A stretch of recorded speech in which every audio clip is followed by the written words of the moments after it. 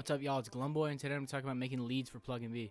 There's two ways that I make leads for Plugg'n'b. There's one that's super repetitive and catchy and not that much going on, and the second one is more of like a solo, and it's a little bit more complex. So I'll show examples of both. So I got these chords that I made a few weeks ago, and I'm just going to use these as a base.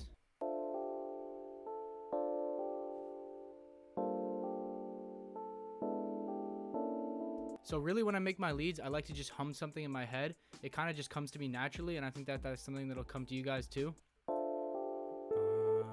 Alright, so let's click that in. Then I hear,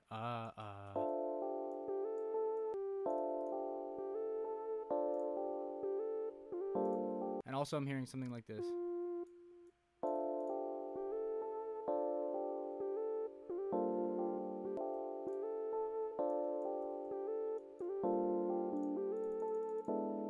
And at the end of all my melodies, I always like to make it a little bit more complex. So let's try and do that over here.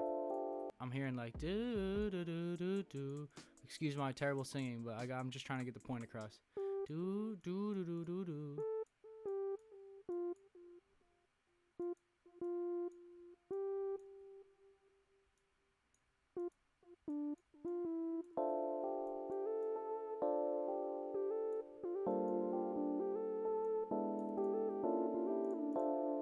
So now that we have the base of the melody done, I'm just going to copy it over to the next 4 bars, and then I'm going to try to do something on the second 4 bars to make it stand out from the first. Really what I just do is I just click around until I hear something I like, and I like this, so I'm going to try and find something that'll fit right here. Another thing that I like to do is like at the end of the lead, I want it to like go into the beginning, just to make it sound more coherent, so let's do that. That's kind of nice, maybe here.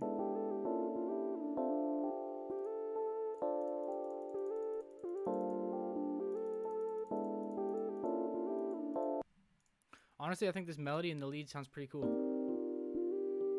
And I really just built that all from this one note here. Another big tip for leads is just to have patience, because this type of stuff just takes time. You just gotta take a minute, listen to what you hear in your head, and try and put that out on the computer. And also, a lot of the time you'll end up playing something and that'll inspire something else. Like this right here. I meant to have this play completely differently, but it inspired me to make a whole different melody. That's the example of like the more complex type of lead, and now let's do an example of something more simple and catchy. So for these simple type of leads, you really want to be repetitive and not use that many notes. Me personally, I also like to use delay. Shout out my boy Rantre, he made this little delay patch. You just want to play something really simple, don't use too many notes, and just do something that kind of glues the whole melody together. Velocity is also super important when you're making leads. For example, this melody with the second velocity higher sounds like that, but if I did the opposite, it would sound like this. So be sure to mess around with your velocities to get something cool. I'm going to put this little note on top just to make it kind of wobble a little bit.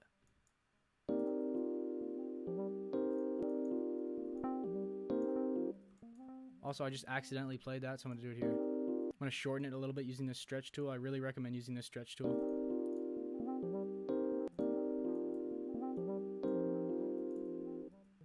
And then I'm going to put this note right here right before I copy it over. Let's see how that sounds.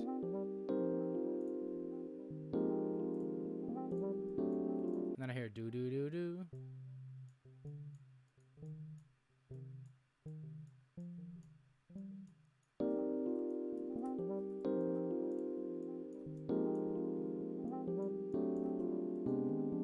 So for the more solo kind of lead, I ended up changing it to this sound from my one-shot kit. And this is how they sound together.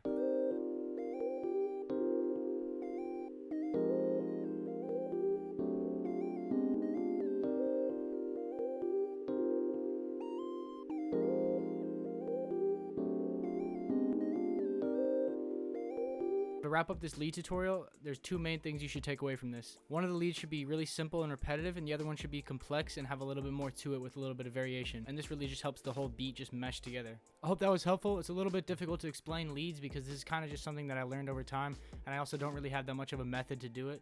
But yeah, thank you guys for watching. Also, my drum kit is in the link in bio if you ever need some new sounds. And yeah, thanks for watching, guys. Peace.